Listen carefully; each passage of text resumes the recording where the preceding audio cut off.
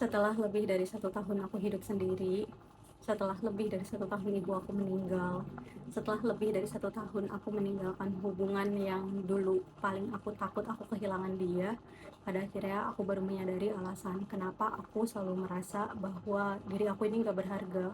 Aku merasa diri aku ini selalu kurang baik.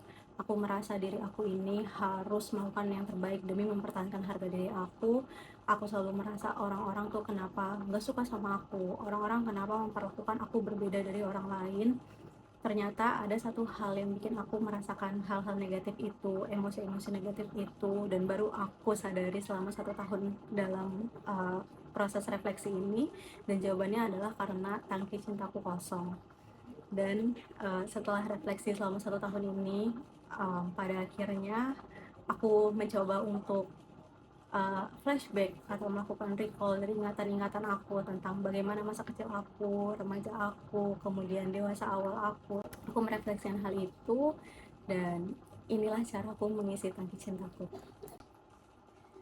Sebelum aku membahas tentang bagaimana cara aku mengisi tangki cinta aku, kita harus tahu dan harus paham dulu tentang apa itu tangki cinta. Jadi sebenarnya tangki cinta ini teorinya udah pertama kali dicetuskan oleh seorang psikolog yang bernama Gary Chapman pada tahun 1992. Beliau menerbitkan sebuah buku yang berjudul The Five Love Languages, dan beliau menjelaskan tentang konsep dasar dari tangki cinta, yang dimana konsep dasar dari tangki cinta itu ada dua. Yang pertama ketika tangki cinta itu penuh, dan yang kedua ketika tangki cinta itu kosong. Jadi saat seseorang tangki cintanya penuh ini bukan berarti 100% ya. Dia akan merasa secure terhadap dirinya sendiri, dan dia merasa kayak aku udah cukup, aku udah bersyukur atas hidup ini, aku bukan berarti nggak butuh orang lain, tetap butuh orang lain, tapi udah merasa kayak aku sendiri pun oke. Dan bukan dalam artian yang dia akan menjelek-jelekan orang lain or anything, atau merasa kayak gue ini wah loh, bukan ya. Dan yang terpenting adalah seseorang ketika tangki cintanya penuh, dia bisa memberikan cinta tanpa mengharapkan balasan. Nah, terus konsep yang kedua, ketika tangki cintanya kosong, itu merasa haus validasi, merasa kayak harus nempel sama orang lain. Kenapa harus nempel sama orang lain? Karena orang tersebut itu adalah orang yang sangat diharapkan bisa mengisi tangki cintanya. Terus dia adalah orang yang sangat gak secure, orang yang biasa pikirannya selalu kayak kayaknya orang ini gak suka deh sama gue, kayaknya orang ini jahat deh, kayaknya orang ini gak baik deh, kayaknya orang ini mikir begini dan begitu deh tentang diri gue.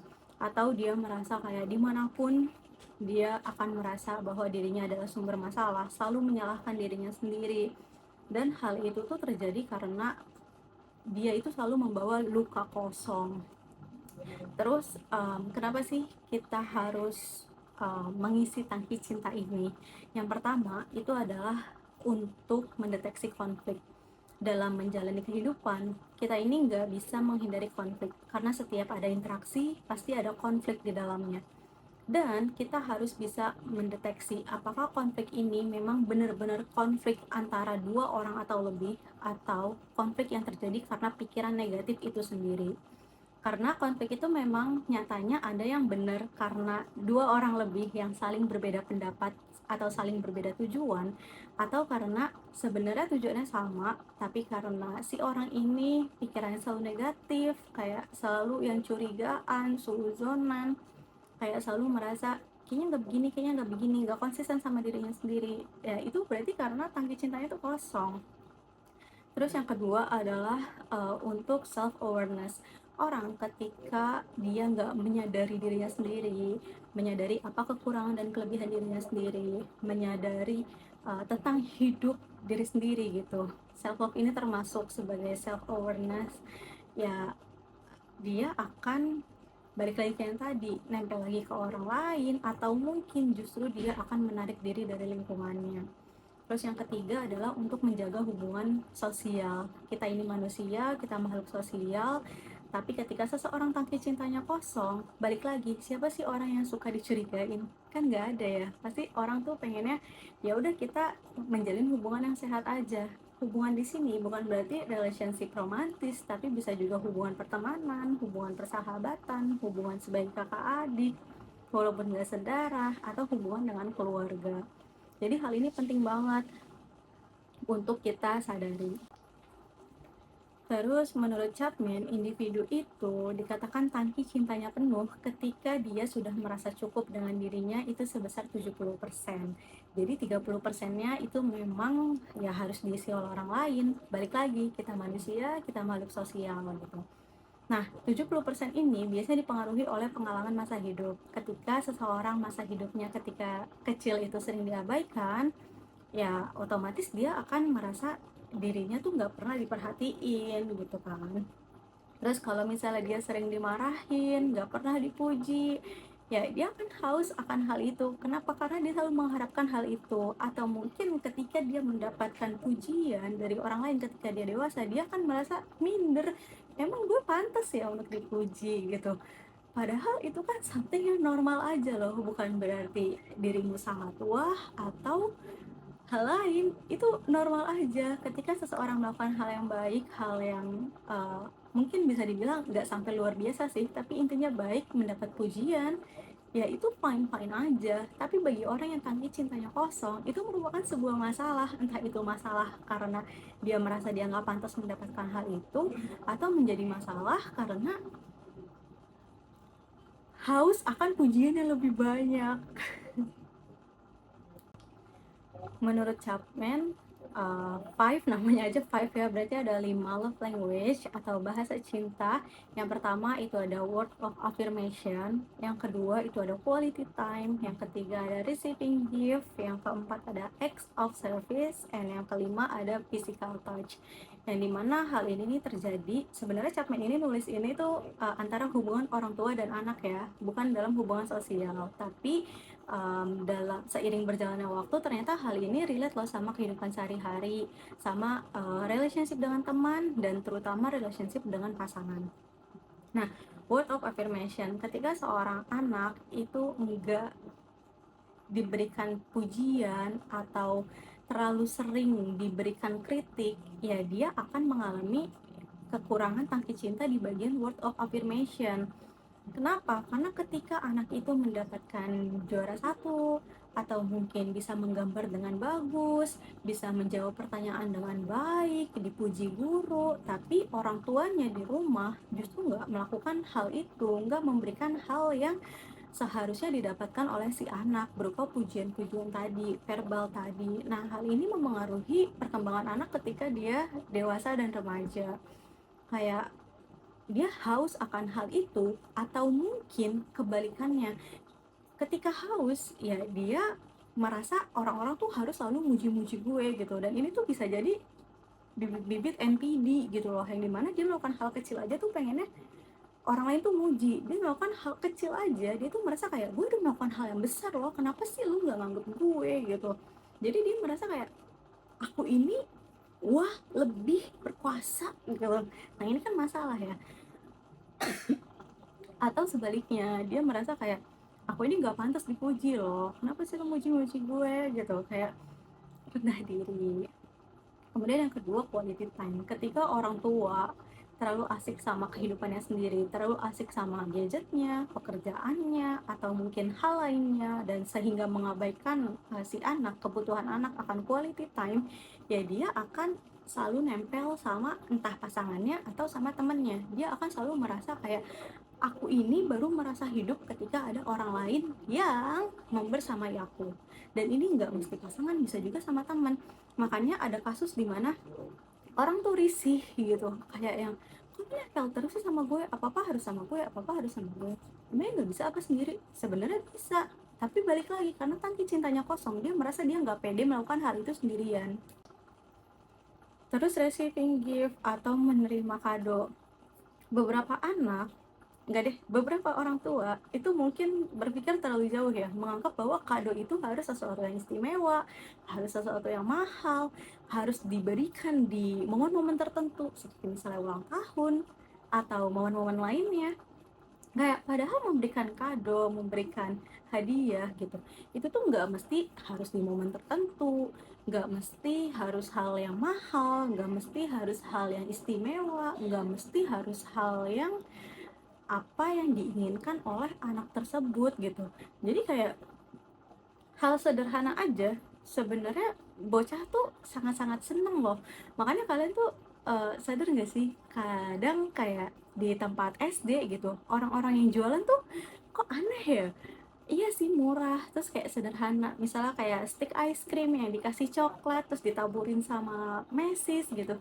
Kayak itu tuh hal yang kecil, something yang kelihatannya kayak seuprit banget gitu, emang itu apa enaknya, itu tuh nggak enak gitu, tapi kelihatannya tuh menarik, tapi anak-anak tuh suka gitu. Kayak nggak mesti harus hal yang sangat-sangat wah bagi pandangan orang dewasa, karena hal yang kecil gitu kayak memberikan sekarang kan banyak ya minimarket minimarket yang menjual toko serba gitu loh, toko serba ada yang menjual segala perawatan elektronik dan hal-hal lucu gitu yang harganya bahkan di bawah 10.000, itu kan banyak ya.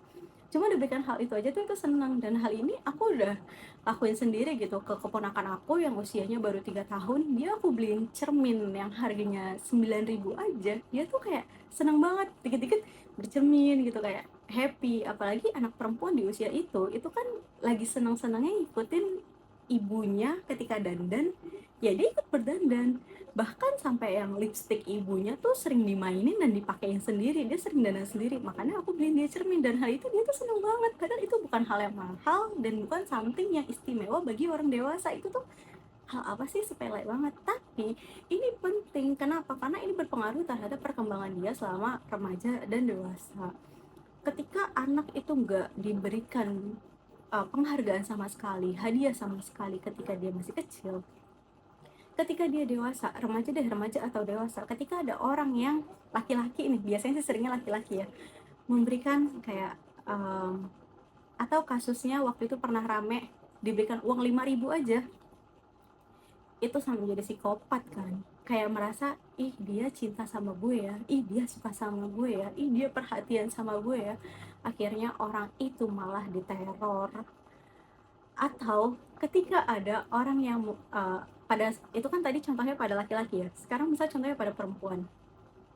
Ketika ini anak gak pernah atau bahkan sangat-sangat jarang ya, sangat-sangat jarang dikasih hadiah oleh orang tuanya, dan si anak ini selalu mengharapkan hadiah itu, ketika dia remaja atau ketika dia dewasa pas lagi udah puber, misalnya ada laki-laki nih ngasih hadiah, ngasih boneka, ngasih bunga, kayak something yang romantis, sesuatu yang manis gitu.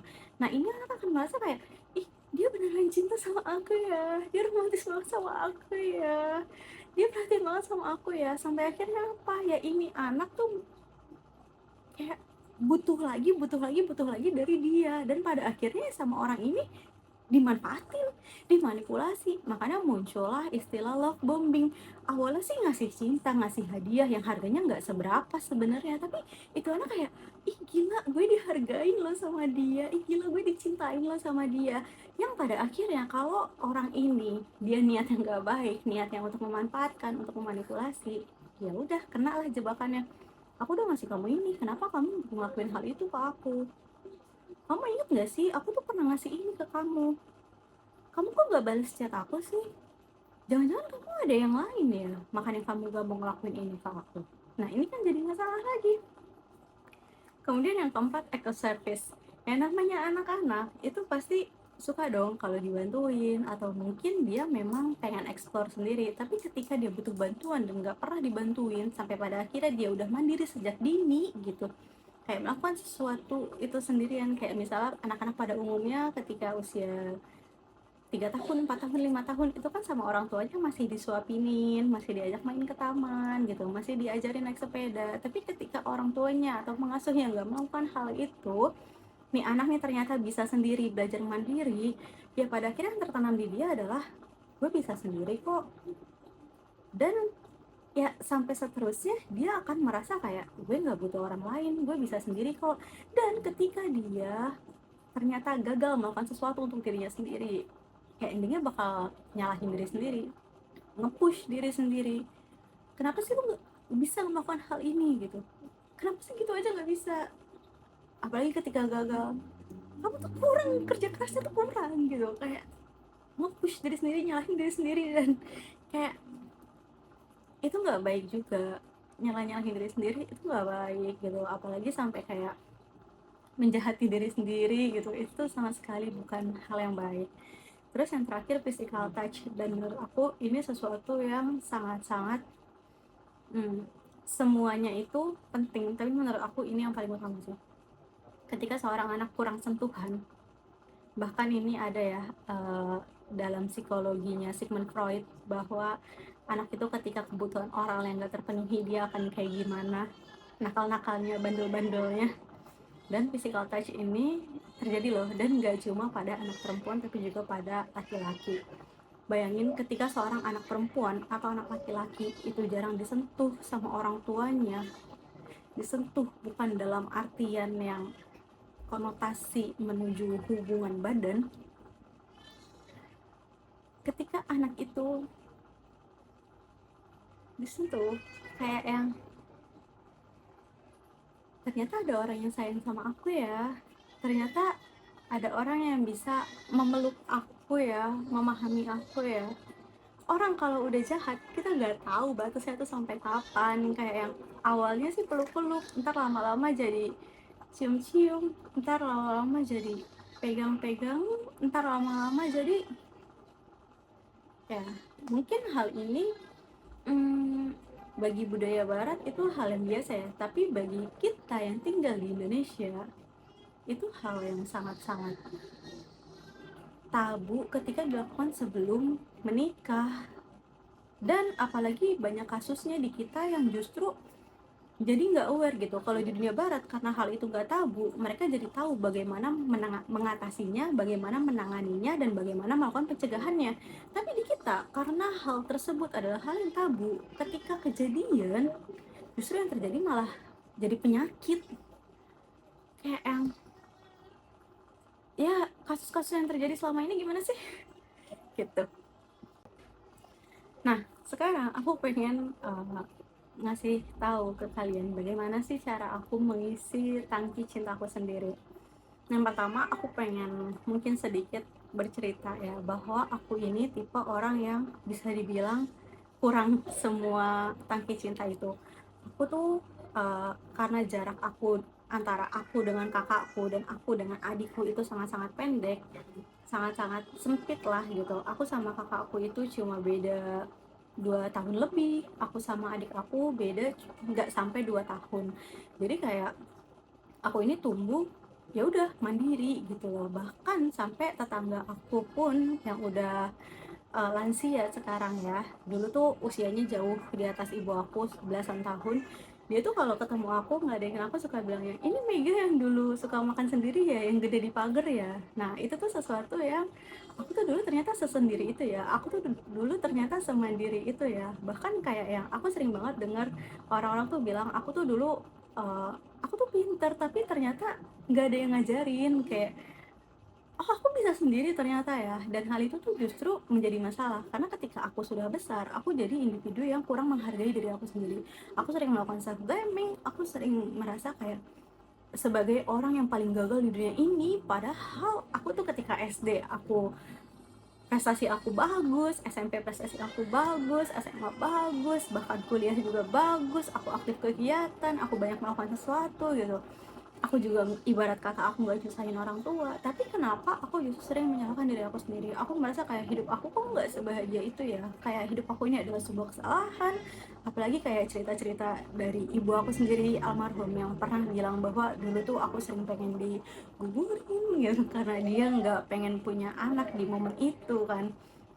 Kayak yang aku tuh dulu sangat-sangat rendah diri.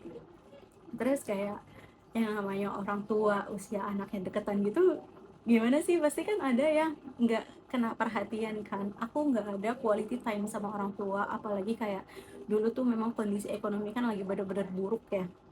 Terus kayak act of service apalagi gitu, terus ditambah kakak-kakak aku, mereka tuh kayak udah capek juga ngurusin adik terus gitu. Mereka juga masih anak-anak, mereka juga masih pengen melakukan hal-hal yang pengen mereka lakukan seperti anak-anak pada umumnya gitu. Mereka pengen main sendiri, nggak pengen main yang bawa-bawa adik gitu.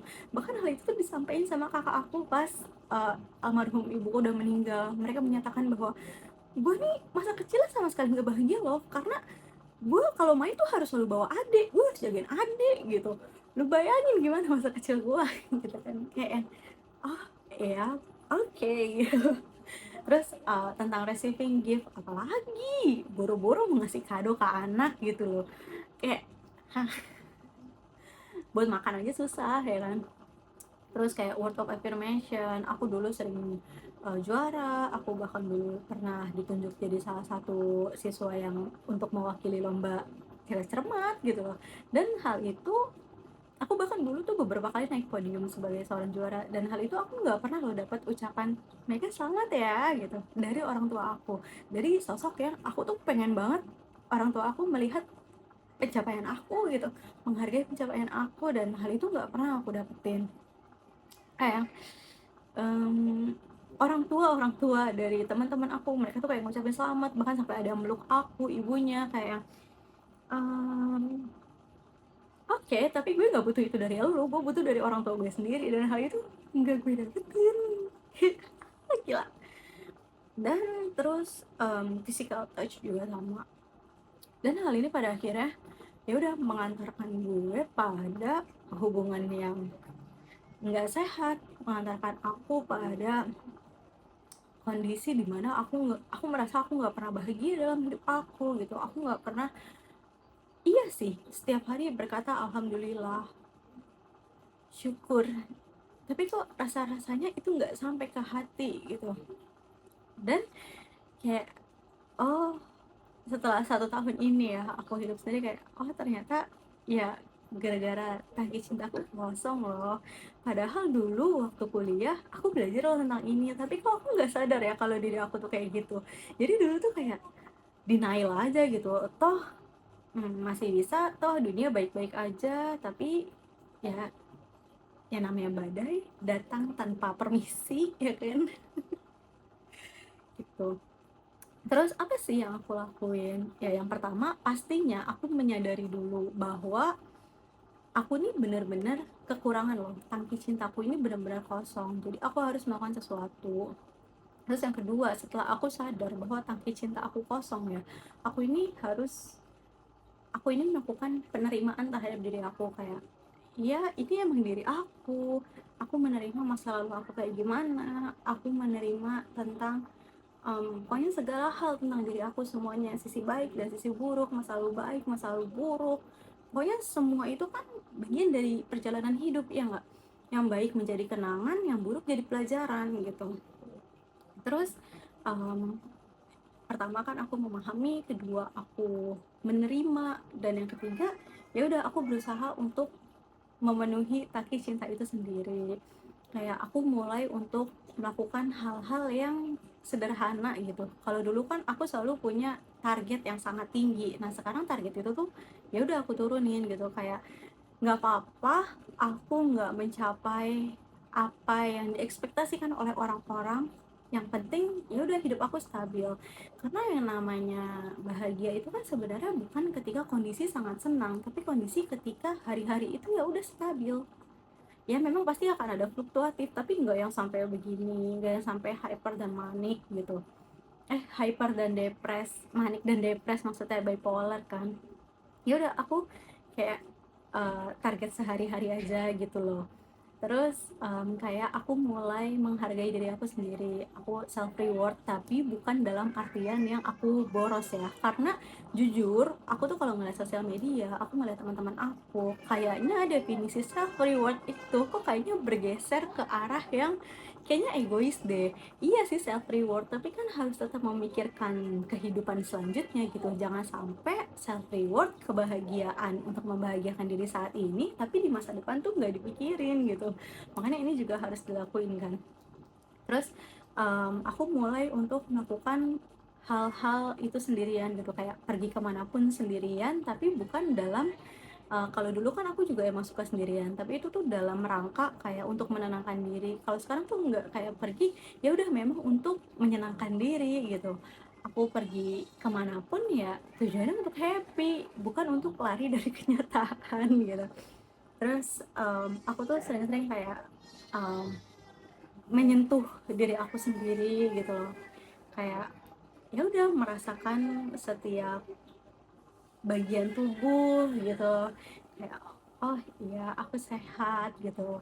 aku kayak aku cantik, aku berharga gitu, kayak ya udah gimana sih kalau self love gitu loh, peluk diri sendiri terus kayak hmm,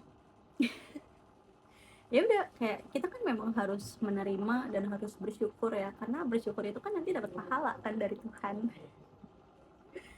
Terus act of service-nya sih biasanya uh, lebih ke menurunkan ekspektasi. Kalau dulu aku berekspektasi kayak pengennya tuh dilayani, pengennya tuh dia melakukan hal ini untuk aku. Sekarang kayak ya udah hal sederhana aku lakuin aja sendiri, dan hal itu tuh ya udah dengan ikhlas gitu. Hal-hal yang dulu aku merasa aku harus melakukannya dengan pasangan aku, dengan pacar aku saat itu, aku tuh bisa loh melakukannya sendiri. Pergi ke perpustakaan, pergi ke danau, pergi ke manapun, ya udah, oh kita jalan dengan kaki sendiri, bukan kaki pasangan juga kan, kan nggak mungkin pasangan ngegendong kita dari awal sampai akhir ya. Nah, em, kurang lebih itu sih yang aku lakuin. Jadi aku membuat video ini dalam rangka hari ulang tahun aku yang ke-26. Selamat ulang tahun diri aku. Aku tuh dari dulu suka banget sama ulang tahun. Kenapa? Karena aku merasa cuma di hari ulang tahun aja diri aku ini diperjuangkan oleh sosok yang sangat hebat gitu, yaitu ibu aku. Dulu tuh saat dunia serasa nggak pernah berpihak sama aku gitu, mau dari sisi pendidikan, sisi ekonomi, sisi sosial. Karena dulu kan aku susah cari buku ya, kayak gimana sih kalau ekonomi rendah gitu kan. Terus mau ke sekolah bagus juga nggak bisa gitu loh. Terus dari sisi ekonomi ibarat kata bisa makan aja udah syukur gitu kan. Terus kayak yang hmm, apa ya, aku merasa dunia tuh nggak pernah berpihak sama aku. Ya balik lagi, aku nggak pernah dipuji gitu, aku nggak pernah dilayani, everything yang serba ngelakuin ya diri aku sendiri untuk bertahan hidup ini. Dan aku merasa kayak enggak loh, aku ini diperjuangkan loh, makanya kenapa aku ada di dunia ini. Walaupun ibu aku pernah bilang sempat pengen menghilangkan aku, tapi nyatanya aku ada loh, nyatanya aku tetap dikasih makan, nyatanya aku tetap diurusin, nyatanya aku bisa tetap tumbuh besar. Iya gak sih? Jadi kayak hari ulang tahun adalah hari pengingat bahwa aku ini dulu pernah diperjuangkan. See you guys, bye bye.